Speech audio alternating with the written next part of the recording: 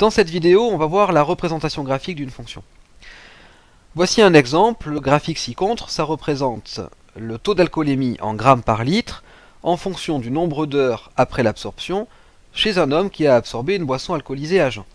Donc ce genre de graphique, vous avez l'habitude de les utiliser en SVT ou bien même en géographie, alors sur d'autres thèmes évidemment. Donc vous avez l'habitude de chercher des informations dans ces graphiques, même en mathématiques depuis la classe de 6e, vous avez l'habitude de lire les graphiques. On va transposer tout ce que vous avez vu jusqu'à présent avec le vocabulaire des fonctions. Alors au bout de 7 heures, le taux d'alcoolémie, on le lit ici, il est de 0,2 g par litre. Au bout de 3 heures, le taux d'alcoolémie, on remonte jusqu'à la droite, il est de 0,6 g par litre.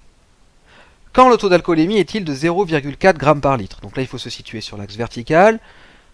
Eh bien, on voit qu'il y a tout d'abord 30 minutes, mais aussi un deuxième temps, 5 heures. Donc c'est au bout de 30 minutes et 5 heures. Quand le taux d'alcoolémie est-il maximal? C'est là où la courbe monte le plus haut, donc c'est au bout de 1 heure, et ce taux est de 0,8 g par litre. Notons désormais f, la fonction qui, au nombre d'heures après absorption, associe le taux d'alcoolémie en grammes par litre. Donc on a ce tableau à compléter, donc x représente le temps en heures, et f de x représente le taux en fait, d'alcoolémie dans le sang.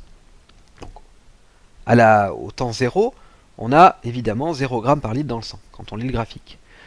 Au bout d'une heure, on l'a vu 0,8 g par litre, au bout de 2 heures, 0,7, au bout de 3 heures 0,6, en 4 heures 0,5, en 5 heures 0,4, 6 heures 0,3, 7 heures 0,2, 8 heures 0,1, 0 pour 9 heures, 0 pour 10 heures et 0 pour 11 heures.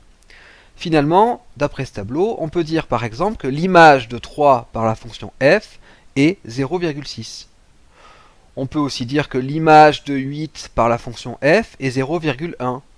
Ou encore que 0,5 est l'image de 4 par la fonction f. Enfin, on peut dire que 6 est un antécédent de 0,3 par la fonction f.